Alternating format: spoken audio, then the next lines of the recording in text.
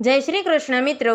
તો આજે આપણે જાણીશું કે તુલસીદાસજી કેવી રીતે એક મૃત બ્રાહ્મણને જીવંત કરે છે।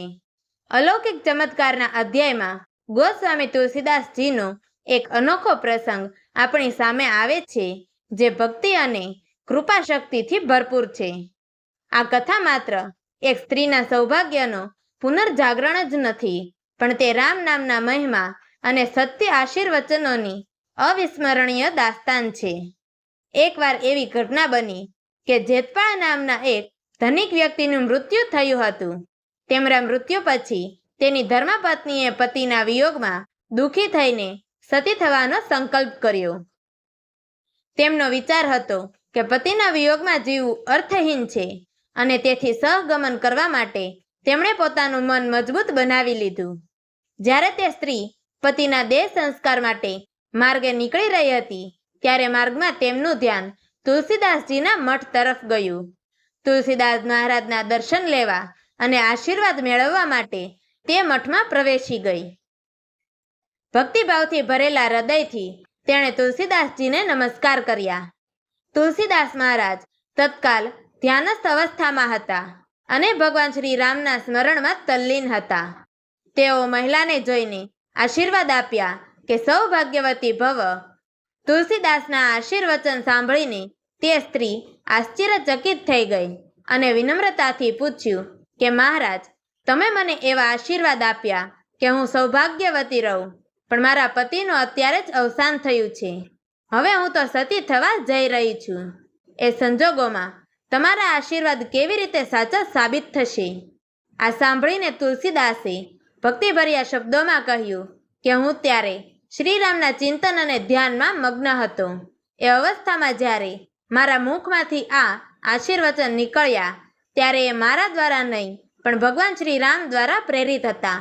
એમ માનજો કે આશીર્વચન ભગવાન શ્રી રામ તરફથી તમારા જીવનમાં ઉતર્યા છે। ભગવાન શ્રી રામ સર્વશક્તિમાન છે, તેઓ પોતે જ એ આશીર્વચનને પૂર્ણ કરશે। તુલસીદાસજીના આ શબ્દો સાંભળીને અને તેમની ભક્તિ પર વિશ્વાસ રાખીને તે સ્ત્રી પતિના દેહ સંસ્કાર માટે તૈયાર કરાયેલા શબ પાસે પહોંચી। ત્યારે તેણે પોતાના પતિના મુખ પર તુલસીપત્ર મૂકી ભગવાન શ્રી રામનું સ્મરણ શરૂ કર્યું। અચાનક ચમત્કાર થયો। મરણ પામેલા પતિએ આંખો ખોલી અને ધીરે ધીરે બેસી ગયો। ત્યારબાદ ઊભો થયો અને સંપૂર્ણ સ્વસ્થ દેખાવા લાગ્યો। આ દ્રશ્ય જોઈને ત્યાં હાજર દરેક વ્યક્તિ આશ્ચર્યથી હેરાન રહી ગયા। આવા અલૌકિક ચમત્કાર પર લોકો વિશ્વાસ કરી શકતા નહોતા, પણ એ સ્ત્રી તો આનંદથી ઉછળી પડી। પતિ જીવિત થતાં જ એ તુલસીદાસના ચરણોમાં નમી ગઈ અને પતિને સાથે લઈ મઠમાં આવી ગઈ। તેમણે તુલસીદાસજીના આશ્રમમાં સેવા સ્વીકારી અને જીવનનો ઉદ્ધાર થયો। આ ચમત્કાર જોઈને લોકોને એ વાતનો નક્કી વિશ્વાસ થયો કે તુલસીદાસજી ભગવાન વાલ્મીકીના અવતાર છે, જેમણે રામાયણની રચના કરી હતી। ભગવાન રામના નામમાં કેટલી શક્તિ છે, એનું જીવંત ઉદાહરણ આ ઘટના બની રહી। આવા અનેક ચમત્કારોના છાયા તુલસીદાસજીના જીવનમાં જોવા મળે છે, પણ તેઓ પોતાના ચમત્કારનો ક્યારેય ઘમંડ કરતા નહોતા। તેઓ હંમેશા કહેતા કે આ બધું ભગવાન શ્રી રામના ચરણોમાં થયેલું છે।